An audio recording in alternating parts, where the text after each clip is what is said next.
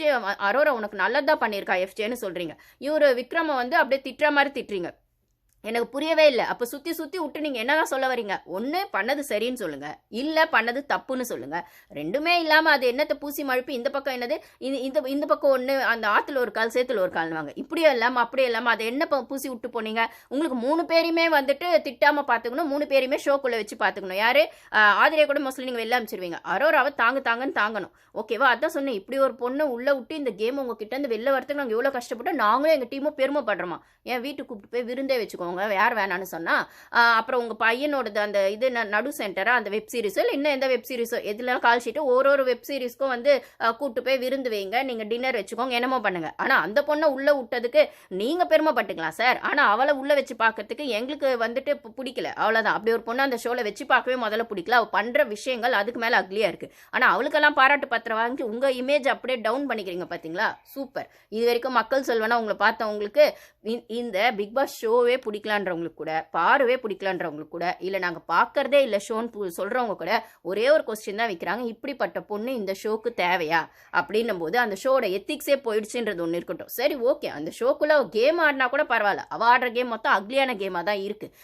இதெல்லாம் ஸ்பேஸில் இன்னும் மோசமாக பேசிகிட்டு இருக்காங்க அவளை பற்றி அப்படின்னு சொல்லும்போது நானுமே சொல்லியிருக்கேன் இன்டெரக்டாக.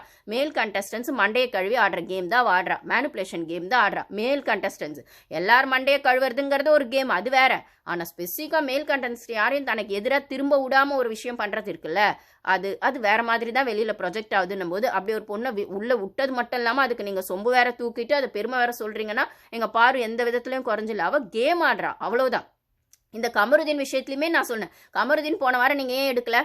கமருதீன் ஏன் எடுக்கல? அவ்வளோ உங்களுக்கு அநாயகா இருக்கு அந்த விஷயங்கள்லாம். கமருதீன் நாமினேஷன்ல இருந்தால எடுத்திருக்க வேண்டியதானே, எடுக்கல. ஆனால் இந்த வாரம் பார்வை நாமினேஷன்ல விட்டு நீங்கள் திருப்பி பார்வை எடுக்கிறதுக்கான வாய்ப்பு இருக்கு. அதனால விக்ரம நீங்கள் உள்ள விடல. வினோத்தை பார்வை ஆக வேண்டிய கேப்டனை நீங்கள் வினோத்தை ஆக்கியிருக்கீங்க. அதுக்கப்புறம் வந்துட்டு பார்வை வந்து நாமினேஷன்ல கொண்டு வந்திருக்கீங்க. அவளுக்கான ஓட் பேங்கிங் கம்மின்னு தெரியும் அப்படின்ற பட்சத்துலையுமே அவளை அடின்னு வீக்கெண்டில் அடிச்சப்புறம், போன வாரமாக அவளுக்கு நெகட்டிவாக போச்சுன்னு தெரிஞ்சப்புறம், இன்ஃபேக்ட் போகிறோன்னா அவன் நாமினேஷனில் வரலன்னு தெரிஞ்சதுக்கப்புறம் அவளோட ஓட் பேங்க்ஸ் இப்போ எப்படியா இருக்கும்னு ஓட் பேங்க் பற்றி ஒரு விஷயமே இல்லைங்க.